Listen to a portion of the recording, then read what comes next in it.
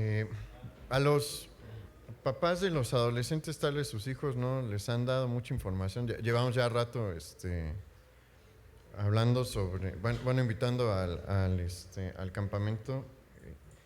Cualquier duda que tenga sobre costos, fechas, se puede acercar conmigo, con Luis o con Larisa y le resolvemos todas sus dudas, pero vale la pena que los mande, es de bendición para ellos. El lugar a donde vamos a ir está muy bonito, la verdad, y pues le extendemos la invitación por si su hijo no le ha dicho gran cosa.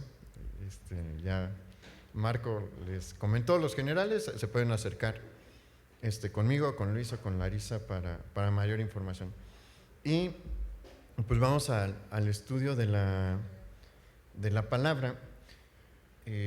Para los que vienen el miércoles, la serie que estábamos desarrollando sobre los tiempos de Samuel la vamos a terminar el próximo miércoles, pero sentí hoy comenzar una nueva serie que se va a titular La medida de Cristo. Y el título del mensaje de hoy es La senda de la felicidad, y será la primera parte. Este es un mensaje, una porción extensa de la escritura que vamos a analizar entre el día de hoy y de este miércoles al otro.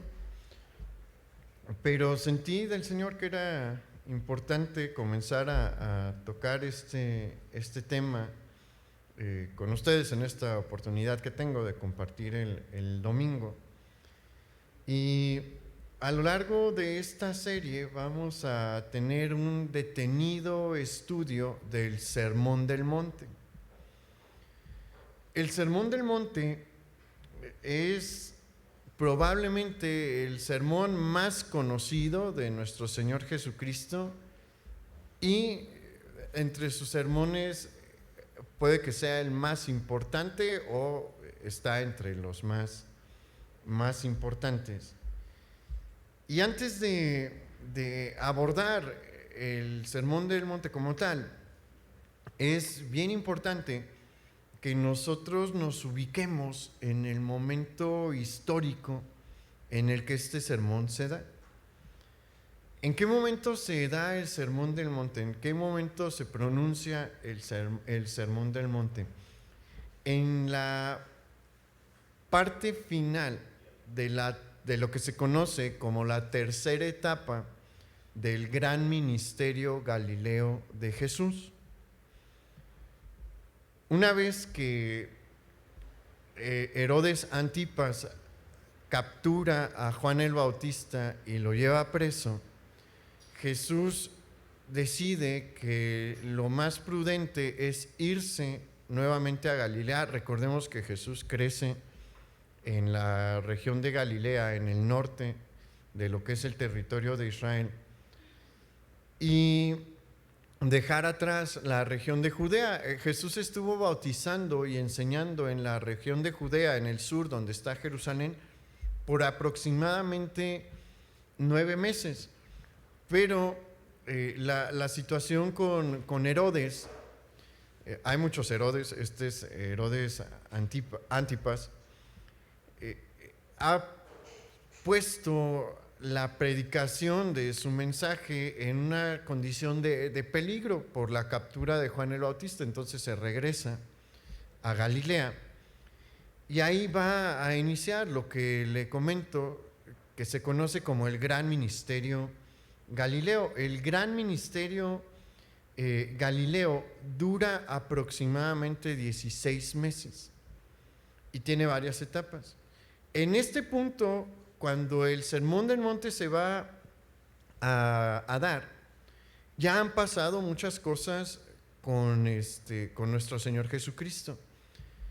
La primera es que sus milagros han aumentado su popularidad en toda la región de Galilea. Toda la región de Galilea se ha dado cuenta de que hay un hombre de Dios como no ha habido en siglos en tierra de Israel. y que puede realizar milagros como no ha sucedido en siglos en tierra de Israel. Su mensaje también es un mensaje que trae consuelo a los pobres. Es un mensaje que ha sido dirigido en buena medida a los que menos tienen, y a su vez su mensaje incomoda a dos tipos de personas: a los líderes religiosos y a los que tienen mucho dinero. ¿Por qué? Le explico rápidamente por qué. En ese tiempo, los fariseos y los saduceos habían estado enseñando que la señal inequívoca de la bendición de Dios sobre una persona era su prosperidad económica.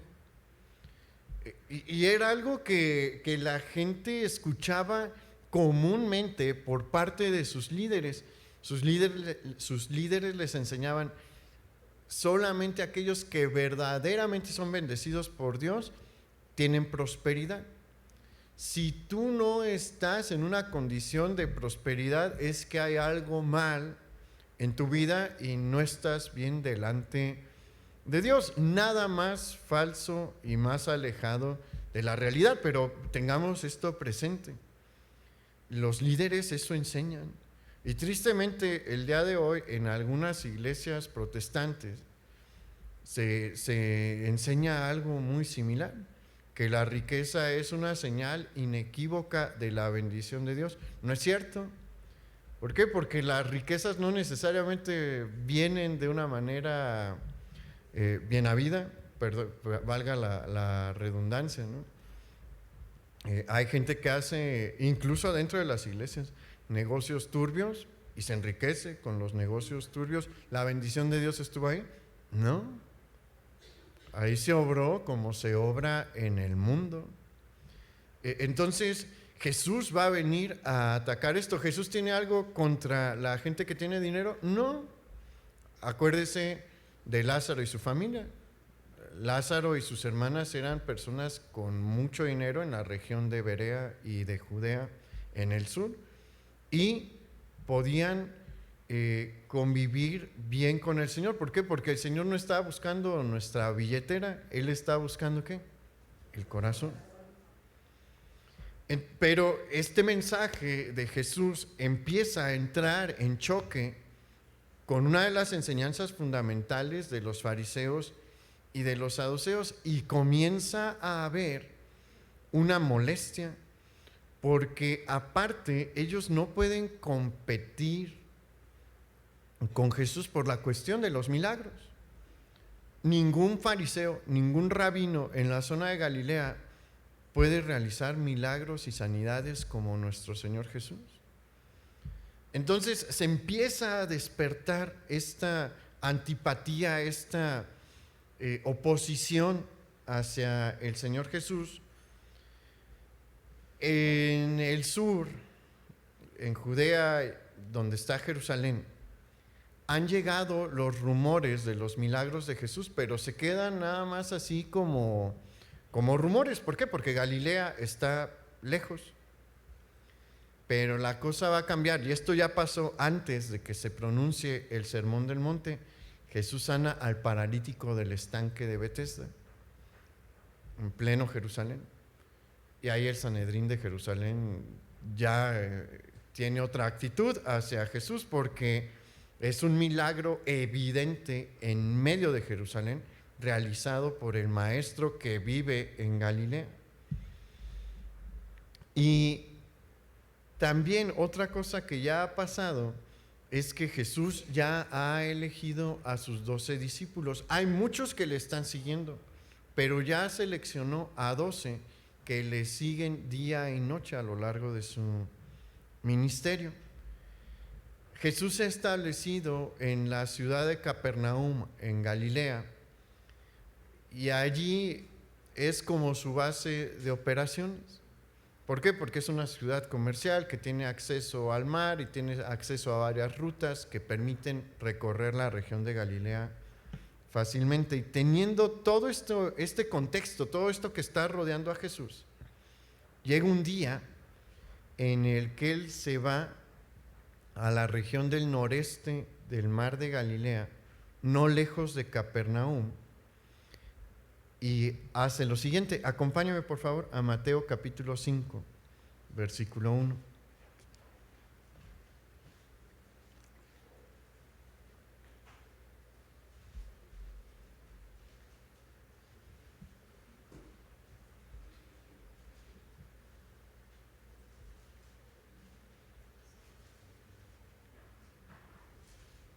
Mateo capítulo 5, versículo 1 dice: viendo a la multitud, subió al monte y sentándose, vinieron a él sus discípulos, y abriendo su boca les señalaba diciendo, y aquí vamos a hacer una pausa porque aquí hay un simbolismo bien importante. Parece que no. Cuando uno lee esto, pues uno puede pensar, estoy simplemente ante una introducción de un evento que va a tener lugar realizado por el Señor Jesús, pero no. Mire, una cosa que hemos enseñado en esto del inicio del instituto bíblico que tenemos, es que en la Escritura no hay palabras que sobren. En la Escritura no hay palabras que estén allí por casualidad. La Escritura es maravillosa en sus detalles. La cosa es que a veces dejamos pasar los detalles que encontramos en los versículos. Aquí hay un detalle importantísimo, un simbolismo maravilloso. Jesús no elige dar este sermón en un monte por casualidad, porque le gustaban las colinas y las montañas. No. Hay algo importante allí. ¿Qué es esto? ¿Usted recuerda dónde recibió Israel la ley? En un monte, en el monte Sinaí. No hizo esto Jesús porque sí, nada más.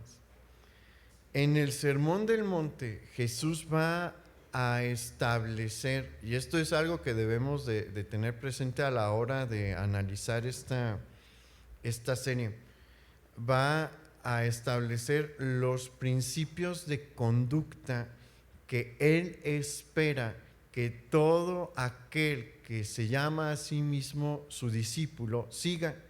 Si usted quiere saber cómo espera Jesús que se comporte, lea el Sermón del Monte. Esa es una de las cosas que va a hacer el Señor Jesús en el Sermón del Monte. Hay otra cosa que va a hacer también, que no es de menor importancia. Él va a regresar al espíritu original de la ley de Moisés. Hay quienes han dicho erróneamente que en el Sermón del Monte Jesús está levantando el estándar moral establecido en la ley de Moisés. No es así. Lo que Jesús viene al dar el Sermón del Monte es a llevar a sus discípulos a regresar a los principios originales de la ley de Moisés, porque en este momento mucho de la ley de Moisés ha sido distorsionado por enseñanzas tanto de los fariseos y sobre todo de los saduceos. Los saduceos tienen una influencia griega muy fuerte en su doctrina y se han aplicado muchos principios de concepción grecorromana muy fuertes dentro de su doctrina. Le doy un ejemplo rápido. ¿Se acuerda el evento en el que le llevan a una mujer adúltera a Jesús y le dicen, la cachamos en pleno acto del adulterio? La ley de Moisés decía que debían de llevar a apedrear ¿a quién? A los dos. La ley de Moisés decía que si se encontraba a un adúltero, se debía de llevar al adúltero y a la adúltera a las afueras de la ciudad y los dos debían de recibir la pena de muerte. ¿Por qué no llevaban al varón? Por esta influencia grecorromana. En el pensamiento griego y romano, el tener más mujeres no era mal visto.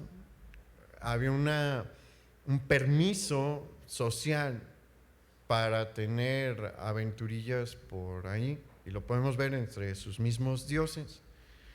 Entonces es por eso que nada más llevan a la mujer. Debieron de haber llevado a los dos, pero llevan nada más a la mujer. Entonces, cosas como estas se han infiltrado en la enseñanza religiosa del Israel del siglo I, que es cuando Jesús está en su ministerio, y él viene a hacer que se vuelva a los principios originales de la ley de Moisés. Y como hace aproximadamente 1500 años atrás, el pueblo de Israel estaba recibiendo la ley de Moisés, aquí los discípulos de Jesús van a recibir sus enseñanzas que hacen que vuelvan a la ley de Moisés, a la original ley de Moisés. Y vamos a analizar hoy la primera sección del Sermón del Monte, que está constituida por las bienaventuranzas. Y una cosa que vamos a notar en las bienaventuranzas es que el Señor va a ejemplificar claramente que sus valores son inversos y opuestos a los valores del mundo. Y así comienza el Sermón del Monte. Vamos a Mateo capítulo 5, versículo 3. Dice: bienaventurados los pobres en espíritu, porque de ellos es el reino de los cielos. Y vamos a ver qué significa esta palabra bienaventurado. En sí, en sentido estricto, la palabra bienaventurado significa feliz, dichoso o afortunado. Pero en el contexto del Sermón del Monte tiene otro significado. ¿Cuál es su significado? En el contexto del Sermón del Monte, la palabra bienaventurado refiere al bienestar concedido por Dios, que le pertenece únicamente a los creyentes. Refiere a esta bendición celestial que se le concede únicamente a los creyentes y que es muy distinta y que se obtiene de una manera muy diferente a como lo señala el mundo. Porque, para empezar, la Escritura dice que la bendición de Jehová es la que enriquece y no añade tristeza con ella. Este enriquecimiento no se refiere exclusivamente, no está exclusivamente limitado a las cuestiones materiales, sino a un enriquecimiento del alma, a una satisfacción dentro del alma que no añade de ninguna forma tristeza.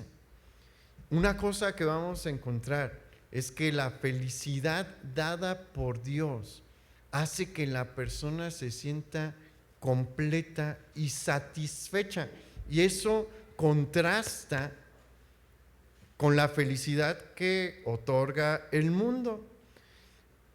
El mundo nos plantea parámetros de felicidad ficticios, honestamente. ¿Por qué? Porque el mundo nos dice que para ser felices debemos de tener alegría. La alegría no es lo mismo que la felicidad.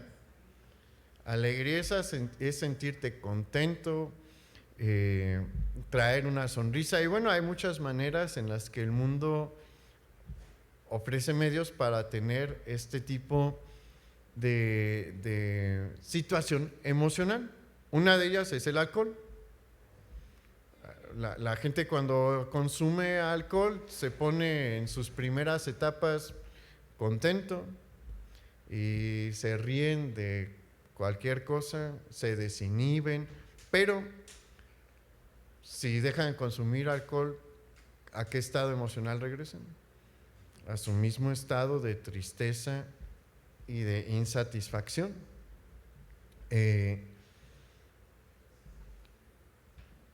No es algo que verdaderamente esté llenando el corazón del hombre. Está engañando la mente del hombre y sacándolo de la realidad, pero la persona no se siente feliz y plena en verdad. Está a través de un medio de escape. ¿Qué otra cosa señala el mundo que es necesaria para tener la felicidad? La abundancia y los lujos.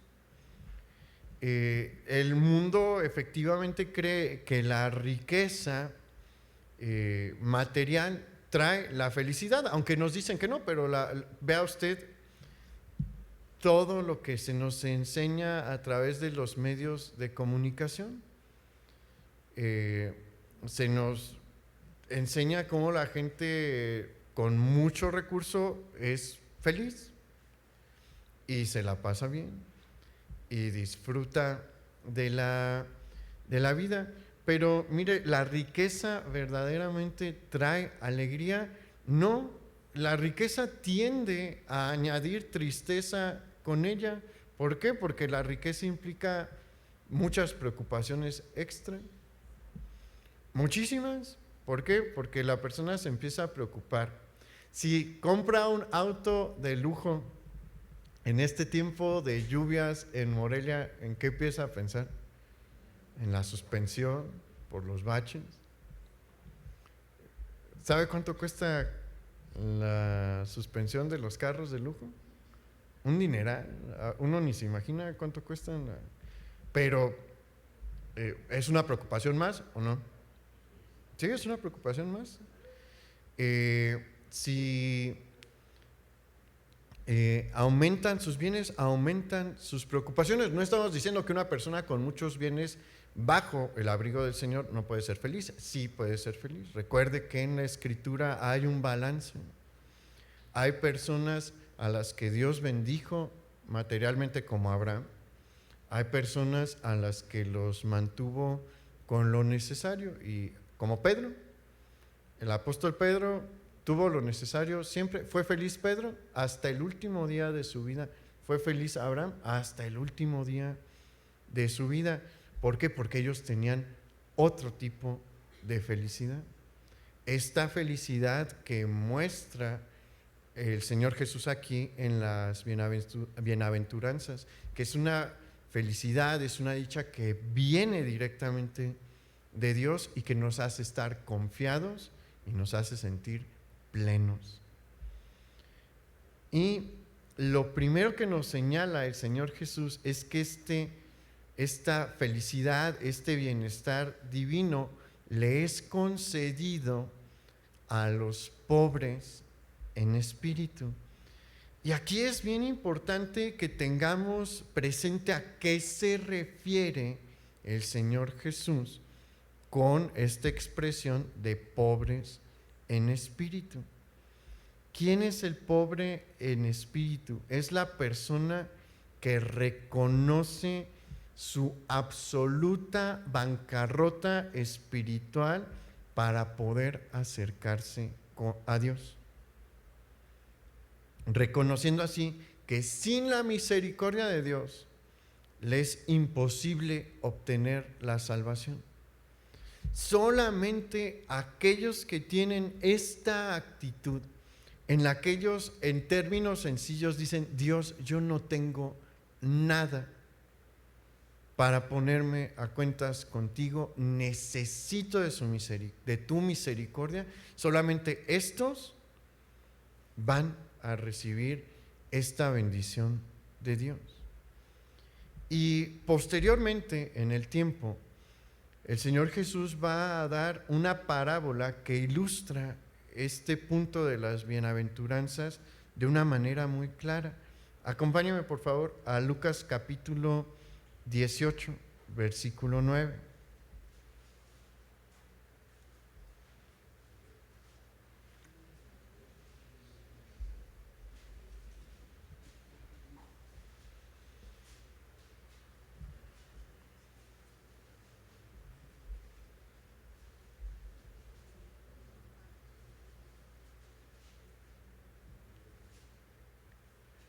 Lucas capítulo 18, versículo 9 dice: a unos que confiaban en sí mismos como justos y menospreciaban a los otros, dijo también esta parábola.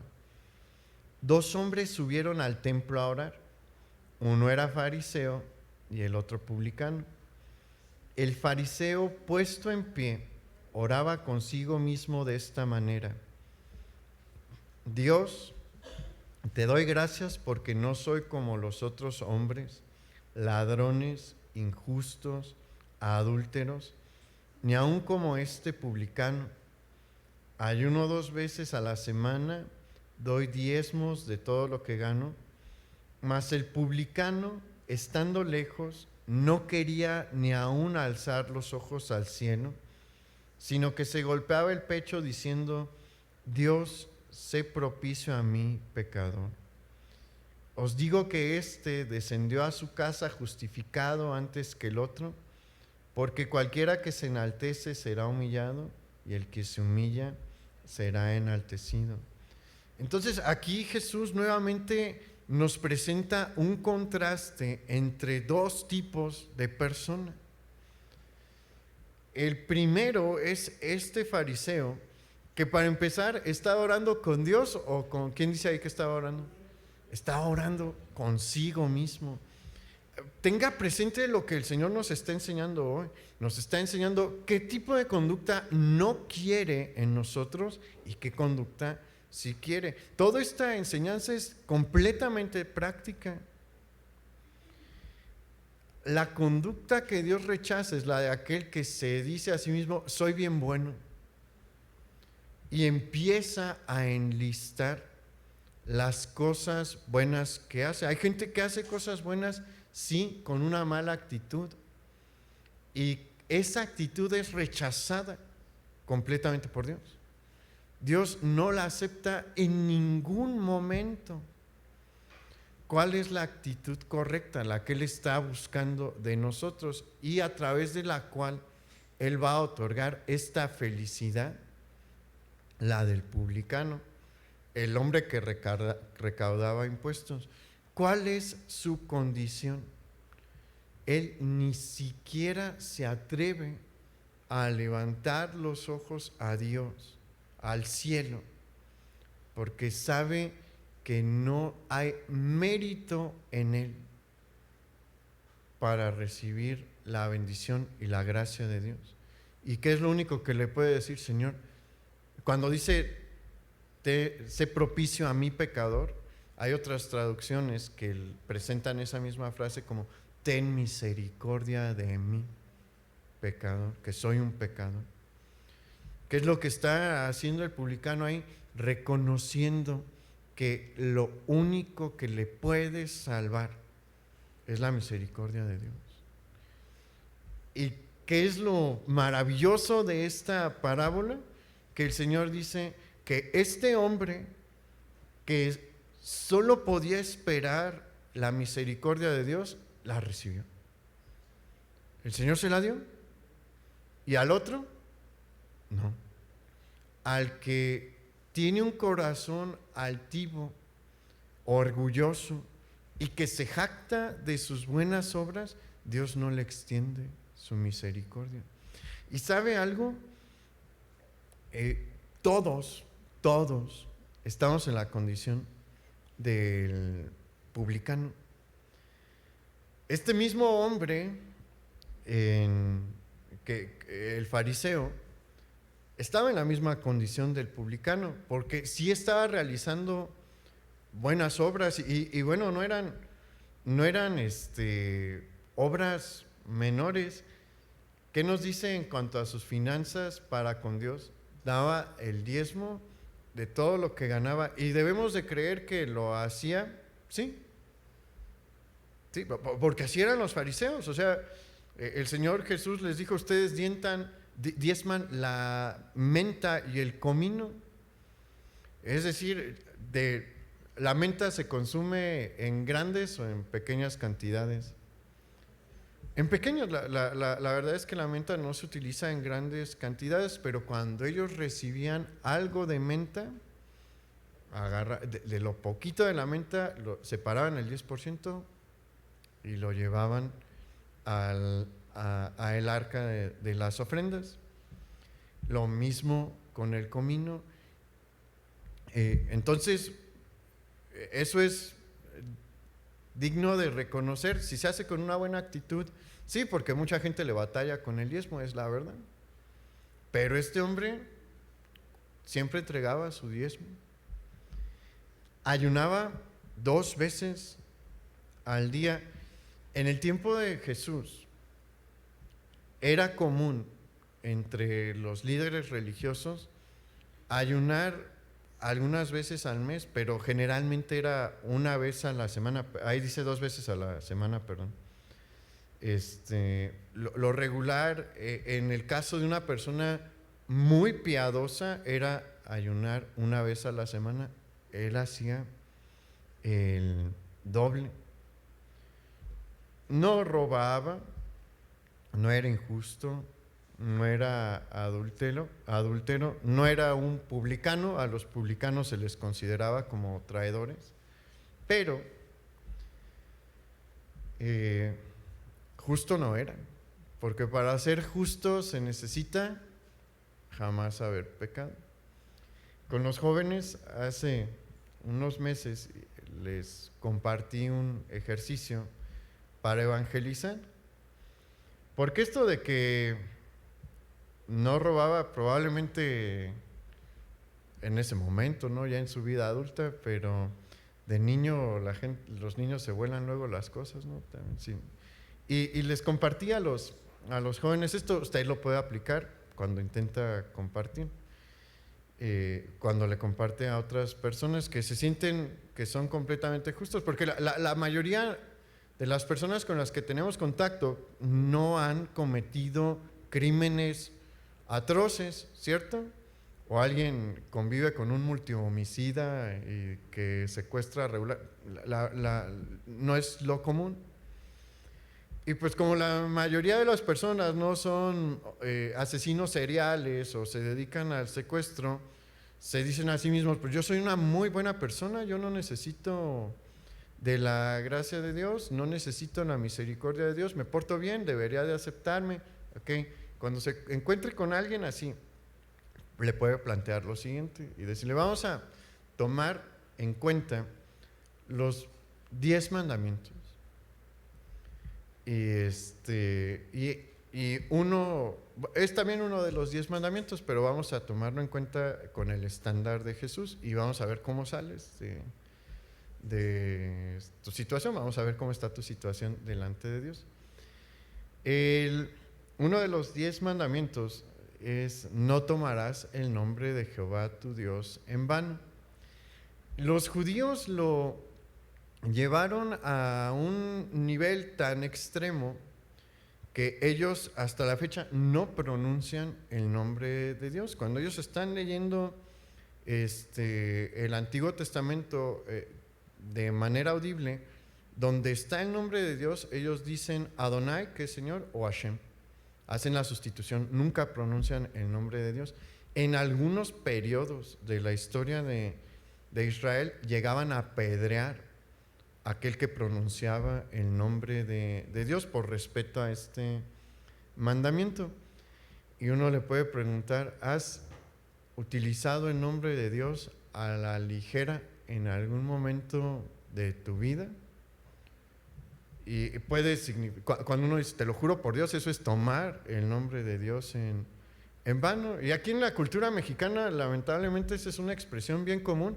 Uno puede irse por ahí, obviamente tiene que ser con alguien con quien se tiene confianza, ¿no? Para manejarse así. Y pues si la persona es honesta, va a decir: pues sí, en más de alguna ocasión he usado el nombre de Dios a la ligera. ¿Cómo se llama ese pecado dentro del contexto bíblico? Es una persona que blasfema. Y después le podemos plantear, ¿has dicho alguna mentira? Porque otro de los mandamientos es, no hablarás falso testimonio contra tu prójimo, que en palabras sencillas es no decir mentiras. Y uno le puede preguntar, ¿has dicho alguna mentira? O sea, no, vamos a descartar lo que se le llama las mentiras piadosas. O sea, en algún punto de tu vida has dicho algo intentando engañar a alguien, o sea, que no conozca la verdad. Y si la persona es honesta, va a decir sí. Y ahí uno le puede plantear, ok, si yo te dijera una mentira, ¿cómo me llamarías? Un mentiroso, ¿no? Es un mentiroso. No te estoy juzgando, simplemente estoy poniendo los hechos, ¿no?, en la mesa.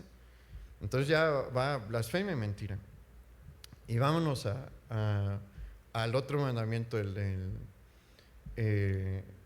dice, no cometerás adulterio. Y bajo el estándar de Jesús, Jesús dijo que toda persona que ve a otro hombre, en el caso de las mujeres, o a otra mujer, en el caso de los hombres, con una intención inapropiada, ya adultero delante de Dios. Y uno le pregunta, a ver, honestamente, ¿nunca has visto, en el caso de un hombre, a una mujer inapropiadamente? O sea, ¿no ha habido pensamientos inapropiados en tu mente? Y en el caso de una mujer con un hombre. Y si la persona es honesta, va a decir, sí, en alguna ocasión. Entonces ahí la persona, por su propia admisión, nos está diciendo que ha sido adúltera bajo el estándar de Jesús, ha sido mentirosa y ha sido blasfema. Y uno dice, si te murieras hoy, ¿así te presentarías delante de Dios? ¿Crees que te va a dejar pasar? ¿Usted cree que Dios va a dejar pasar a un adúltero al reino de los cielos, a un mentiroso al reino de los cielos, a un blasfemo al reino de los cielos? No. Todos estamos en esta condición. Este es un ejercicio bien sencillo, pero bien efectivo. Todos estamos en esta condición en la que necesitamos la misericordia de Dios, porque nuestra justicia no nos alcanza. Y la buena noticia es que Dios la concede a aquel que clama por misericordia. Okay, vamos a la siguiente bienaventuranza. Vamos a Mateo capítulo 5, versículo 4.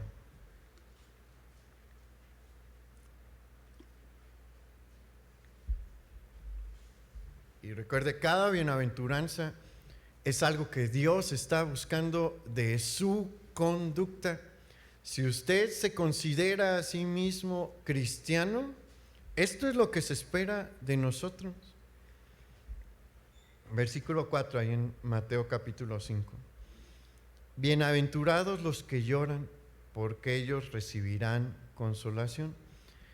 Esta expresión, los que lloran, no refiere a alguien que llora bien fácil o que constantemente está llorando, sino a alguien que tiene un genuino lamento por su pecado. Es decir, alguien que le pesa cuando peca. Todos pecamos. Y una persona que tiene esta actitud, cuando peca, rápidamente va a buscar el perdón de Dios, porque hay un peso en su corazón por haber ofendido al Señor. Y el Señor señala que aquel que reconoce su pecado y tiene este lamento por su pecado, es decir, reconoce que ha ofendido a Dios, ¿qué se le va a dar? Consolación. ¿Cuál es esa consolación? El perdón de su pecado. Y la Escritura es maravillosa porque nos deja ejemplos de todo esto, de todos estos principios que encontramos en el Sermón del Monte. ¿Y cuál es el ejemplo por excelencia de alguien que tenía esta actitud de llorar por su pecado, de tener un fuerte lamento por su pecado? El rey David. El rey David cometió un pecado terrible con Betsabé. ¿Se acuerda de la situación con Betsabé? Ahí él cometió adulterio y después homicidio, porque mandó matar al esposo de Betsabé, a Urías Eteo, que aparte era su amigo. No era alguien que no conocieran. Urías probablemente se le unió a David en el tiempo en el que él estuvo en la cueva de Adulam. Entonces, David conocía a Urías desde el inicio de la una de las etapas más difíciles de su vida. Urías le acompañó, Urías peleó por él, puso en riesgo su vida varias ocasiones por David, y David lo manda a matar para quedarse con su esposa. Nosotros lo escuchamos y decimos, ¿y qué mal? ¿Cómo cree que lo veía Dios? Bajo otro contexto, un rey jamás se hubiera sentido mal por haber hecho eso. Es más, hubiera sido más cruel porque por lo menos intentó ahí encubrir la manera en la que Urías iba a morir. David hizo ahí una artimaña con Joab, pero Dios confrontó a David a través del profeta Natán. Y una vez que Natán expone el pecado de David, vea la manera en la que él reacciona. Vamos al Salmo 51, versículo 1, porque este fue un salmo que él escribió después de haber escuchado la reprensión de Natán, del profeta Natán. Y vea el corazón de David. Y recuerde, él es rey de Israel. Quienes han estado los miércoles siguiendo la serie del tiempo de Samuel, cuando nos topamos con Saúl cometía el pecado y le seguía. ¿Por qué? Porque se sentía en una condición de poder que efectivamente tenía, era rey. Y nadie entre los hombres estaba por encima de él. Siempre tuvo una actitud arrogante y orgullosa Saúl cuando Samuel vino a confrontarlo. Pero cuando Natán confronta a David, que está en la misma condición de poder que Saúl, él escribe esto. Vea lo que escribe: ten piedad de mí, oh Dios, conforme a tu misericordia. Conforme a la multitud de tus piedades, borra mis rebeliones. Lávame más y más de mi maldad y límpiame de mi pecado, porque yo reconozco mis rebeliones y mi pecado está siempre delante de mí. Contra ti solo he pecado y he hecho lo malo delante de tus ojos, para que seas reconocido justo en tu palabra y tenido por puro en tu juicio. Vea el versículo 10. Crea en mí, oh Dios, un corazón limpio y renueva un espíritu recto dentro de mí. Entonces vemos a este hombre con poder, al ser confrontado por Dios, diciendo: Señor, perdóname si pequé. ¿Y cómo cree que estaba David cuando escribe este salmo? Si usted lee el pasaje, Natán le dice que el hijo, David manda matar a Urías porque embarazó a Betsabé. Y Natán le dice: el hijo que lleva a Betsabé va a morir. Y el pasaje nos dice que duró días llorando y pidiendo la misericordia de Dios, David, la misericordia por su hijo, pero también en ese proceso es que se escribe este salmo. Entonces fue un tiempo en el que David estuvo llorando por su pecado. ¿Y qué pasó? El Señor le extendió su misericordia. Le dijo: tu pecado es perdonado. Va a haber consecuencias, pero yo perdono tu pecado. Pero quiero que vea la bondad de Dios para con David por tener este tipo de actitud. Como le digo, quiere la bendición completa de Dios, tenga esta actitud que el Señor nos está mostrando y nos va a seguir mostrando a lo largo del Sermón del Monte. Porque al fin, David tuvo otro hijo con Betsabe, se llamó Salomón. Y en cuanto a riqueza material, no hubo otro rey con tanta riqueza material como Salomón. E Israel jamás vivió un tiempo de paz como el que vivió durante el reinado de Salomón. Pero no fue la única bendición que el Señor le dio a David de grandes proporciones. Antes de terminar su vida, el Señor ya le había mostrado a David que el Mesías del que se venía hablando desde los tiempos de Adán y en los tiempos de Abraham, su padre, iba a venir a través de una de sus líneas de descendencia. Entonces vea cómo Dios ¿por qué cree que cómo murió David? Adorando a Dios. David murió adorando a Dios. Tenía muchos problemas físicos, pero murió adorando a Dios. ¿Por qué? Porque Dios le dio esta felicidad plena en la que pudo morir adorando a Dios. Vamos a la siguiente bienaventuranza. En el versículo 5, ahí en Mateo capítulo 5.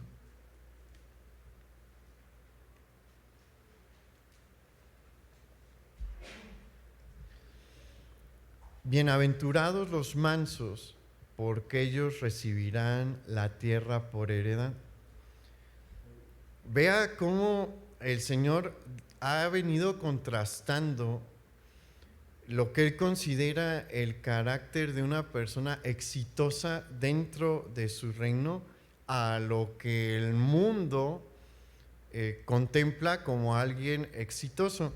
Primero nos dijo que son bienaventurados los que, antes de los que lloran, los pobres en espíritu. Vimos el significado completo, ¿no? Pero ¿qué considera el mundo en cuanto a la pobreza? Comparando a los dos de la parábola, ¿quién sería el exitoso delante del mundo? ¿El fariseo o el publicano? El fariseo. ¿Cómo considera el mundo aquellos que lloran? Como débiles, ¿no?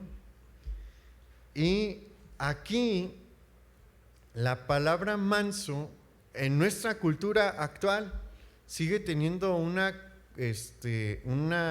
connotación negativa. Cuando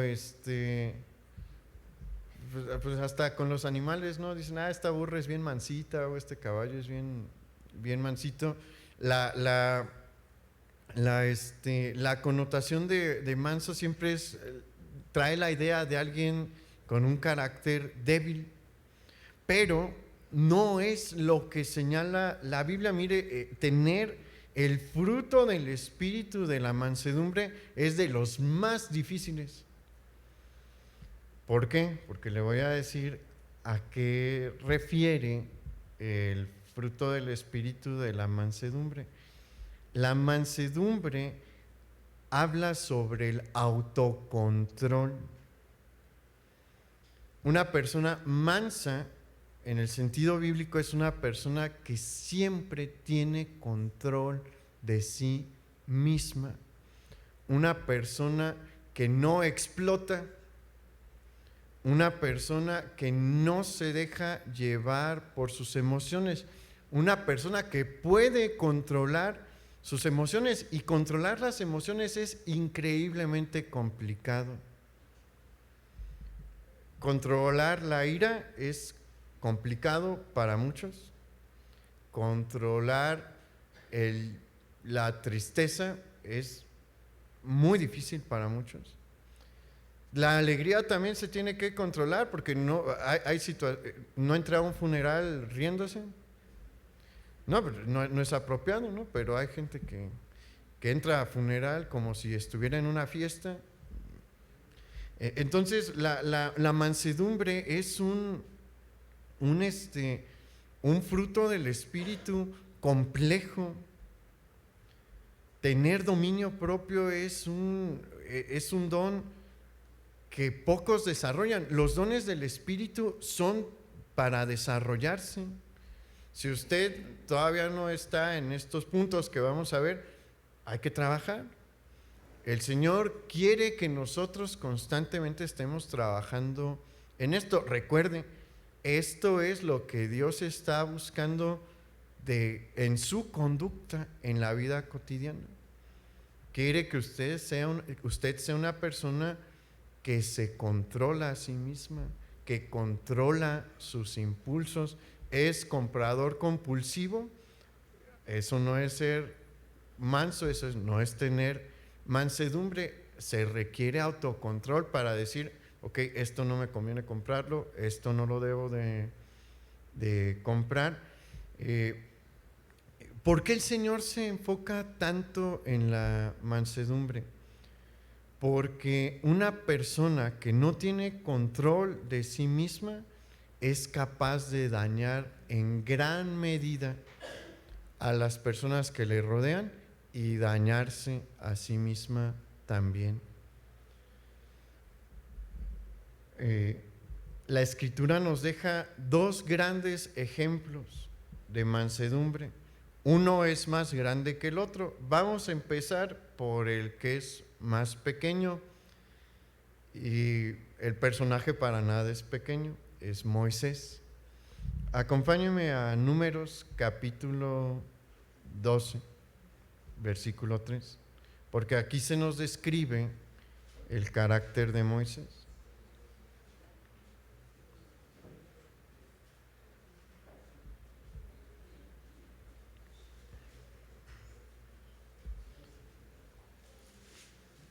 Números 12:3 dice: y aquel varón Moisés era muy manso, más que todos los hombres que había sobre la tierra. Le platico el contexto del pasaje en el que aparece este versículo. El contexto es la murmuración de Aarón y de su hermana Miriam en contra de Moisés. Esta murmuración era un reto a la autoridad de Moisés. Y debemos de tener presente qué ha sucedido hasta este momento en la historia de Moisés y de sus hermanos. Para este momento en el que se da la murmuración, en la que retan su autoridad, Dios ya ha hecho todas sus señales y maravillas en Egipto. Las 12 plagas, Él ya las mandó a Egipto. ¿A través de quién? De Moisés. El Señor dividió el mar rojo. ¿A través de quién? De Moisés. El Señor ya dio el principio de la ley, las tablas de la ley en Sinaí. ¿A quién se las dio? A Moisés. Y ahí en ese evento del Sinaí se hizo una diferenciación, porque como a medio monte el Señor dijo: ay, quiero que suban Aarón y ciertos líderes de la nación, pero se van a quedar allí. Moisés, tú eres el único que tiene permiso de subir a la cumbre del monte para platicar ahí conmigo. Entonces ahí ya se hizo una diferenciación muy clara. También ya tuvo lugar la rebelión del becerro de oro. ¿Quién construyó el becerro de oro? Aarón. ¿Quién lo destruyó? Moisés. Entonces ya hay muchos eventos que muestran que el líder elegido por Dios fue Moisés, y sus hermanos no están conformes y murmuran en su contra. Moisés hubiera podido autoritariamente decir: ¿saben qué? Se me van del campamento, aquí el jefe soy yo. Pero ¿qué hizo Moisés? Él tenía dominio propio. A eso se refiere con que era manso, él tenía un gran dominio propio. Y en lugar de decirle de todo a sus hermanos y enumerar, como ahorita acabamos de enumerar, todas las grandes cosas que Dios había hecho con él y que eso era evidencia y prueba de que ahí él era el que mandaba, todo lo puso en manos de Dios. ¿Y Dios se encargó? Sí. Moisés, para mí es un personaje impresionante porque a lo largo de todo su ministerio solamente encontramos una ocasión en la que no se pudo contener. Pero cuando salen de Egipto, rápidamente se empiezan a quejar. Luego se les antoja la carne y a murmurar contra Moisés. Se empiezan a quedar con agua, consideran matar a Moisés. Cuando lo de la tierra prometida, también consideran, cuando deciden que no van a entrar a la tierra prometida, también consideran matar a Moisés. Y en todas esas ocasiones Moisés siempre se contuvo. Cuando la rebelión de Coré, Moisés hubiera podido decir mil y un cosas a Coré para que se aplacase, todo lo dejó siempre en manos de Dios. Como le digo, solo hay una ocasión en la que se le van los estribos, ya cerca del final de su ministerio.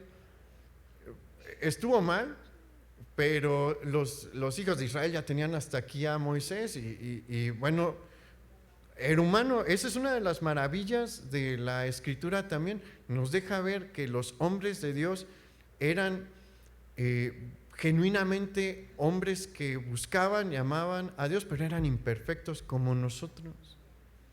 Y aquí vemos una imperfección de Moisés, ya cansado de llevar 40 años aguantando una y otra vez a los hijos de Israel quejarse. Dios le dijo, háblale a la peña y va a salir agua de ahí. Y Moisés ve a los israelitas todavía quejándose y agarra el báculo y le pega a la peña. Desobedeció a Dios en su instrucción y le costó. ¿Qué le costó? No entrar a la tierra prometida. Pero vea el carácter de Moisés, inmediatamente vuelve a ser un hombre manso, porque Dios le dice a Moisés, por esto no te voy a dejar entrar a la tierra prometida. ¿Y qué hace Moisés? Está bien, Señor, reconozco que hice mal, que pequé contra ti. Entonces, este es el primer caso de mansedumbre que el Señor nos deja en la Escritura. El segundo, le digo, es más grande. ¿Quién es el segundo ejemplo que es más grande que Moisés? Nuestro Señor Jesús. Jesús siempre tuvo control de todos sus impulsos y emociones a lo largo de su vida terrenal. Tenemos que recordar esto: Jesús, estando en la tierra, fue verdadero Dios y verdadero hombre. Y a lo largo de su vida sufrió carencias, insultos e injusticias. Y nunca se quejó. Recuerde, era verdadero Dios. Y le tocó trabajar para mantener a su familia. Porque cuando muere José, él era el mayor. Y por costumbre en ese tiempo, cuando una situación así sucedía, el hijo mayor se tenía que hacer cargo de toda la familia. Jesús era carpintero, entonces se puso a trabajar como carpintero por años. Fue entre carpintero y albañil, porque el carpintero en ese tiempo también le entraba la albañilería. Era Dios y le tocó cargar vigas para hacer marcos, para hacer estructuras dentro para construir una casa. Y nunca dijo, yo soy Dios, debería de estar en otra condición. En repetidas ocasiones los fariseos le retaron cuando les dijo: las legiones de los ángeles van a venir a consumirles. Cuando Juan y Jacobo llegan y le dicen: ¿sabes qué? En esta aldea no nos quieren recibir, oramos para que los consuma el fuego. ¿Qué les dijo el Señor? Ustedes no saben cuál es el espíritu que yo quiero que ustedes tengan. Pero no hay mejor ejemplo de la mansedumbre de Jesús que todo el proceso de su sacrificio. Cuando estuvo frente al Sanedrín y lo empiezan ya a acusar de blasfemia, ¿qué hicieron? Le cubrieron los ojos y le empezaron a pegar y le decían: profetízanos quién fue el que te pegó. Cuando lo llevan ante Pilato, lo azotan, le ponen una corona de espinas. ¿Por qué era la corona de espinas? Una señal de burla, porque recuerden que le dicen: es que él está diciendo que es el rey de los judíos. Entonces los soldados romanos dijeron: pues vamos a ver a su rey, y arman la corona de espinas y se la ponen. Cuando va ante Herodes, ¿qué hizo Herodes? Dice que le despreció, que le menospreció.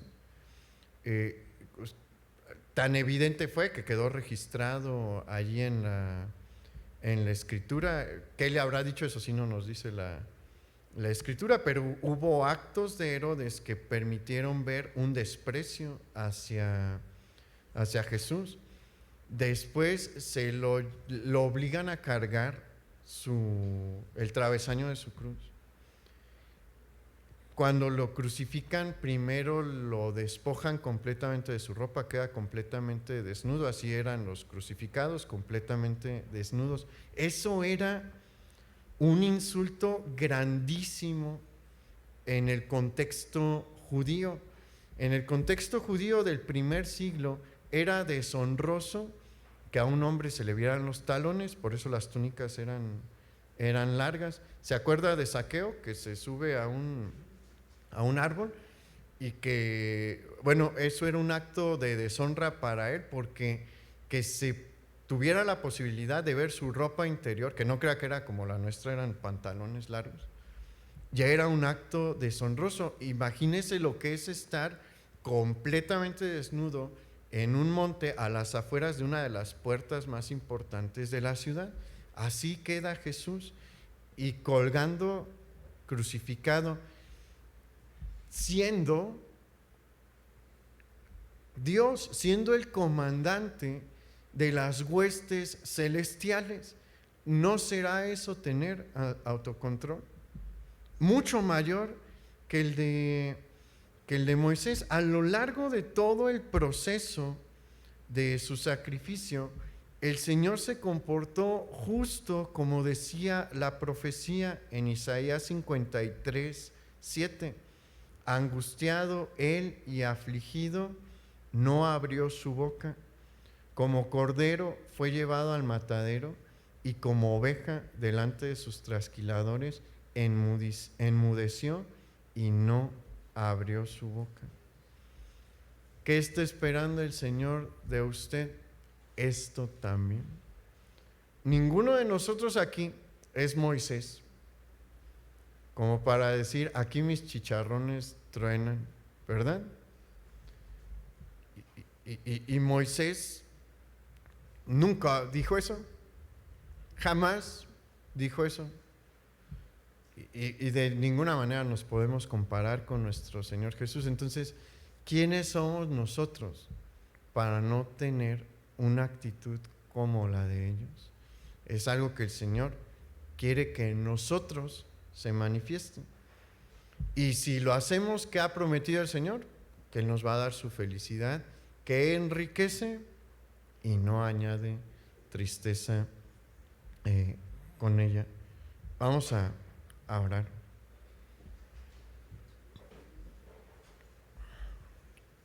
Muchas gracias, Padre, porque hoy has decidido trabajar con nuestros corazones. Has decidido que es tiempo de que aprendamos nuevamente, que recordemos nuevamente qué es lo que tú estás esperando de tu pueblo. Porque desde un principio siempre fue tu voluntad levantar un pueblo especial. Por eso separaste a Israel, para que fuera un pueblo especial. Y el mundo pudiese ver el carácter que tú deseas. Y por eso nos has salvado a nosotros también. No para que disfrutemos nada más, sino para que el mundo vea el carácter que tú quieres de los hombres. Señor, no podemos hacer otra cosa más que reconocer nuestra incapacidad para hacerlo en nuestra fuerza. Y te pedimos misericordia y la ayuda de tu Espíritu. Espíritu Santo, te necesitamos tu auxilio, necesitamos tu fuerza, necesitamos tu socorro para poder mostrar este carácter. Y yo te pido, Señor, que aquel que en su corazón verdaderamente está este deseo de manifestar este carácter, tú le ayudes, porque es una manera de llevar tu luz a este mundo. Es una manera de evangelizar en este mundo, porque el mundo no necesita más hombres dados a la maldad, necesita hombres y mujeres temerosos de ti, que muestren que hay una vida distinta, que hay una felicidad distinta a la que se les ha enseñado. Una felicidad que llena completamente y que tiene una promesa de vida eterna una vez que ya no estamos en esta tierra entre los mortales. Señor, queremos ser verdaderamente tus discípulos. Te pedimos tu bendición sobre nosotros. En el nombre de nuestro Señor Jesús te lo pedimos. Amén. Pues el Señor le bendiga, hermano, y muestre este carácter saliendo de este edificio, y nos vemos aquí el miércoles en nuestra reunión de media semana. El Señor le bendiga.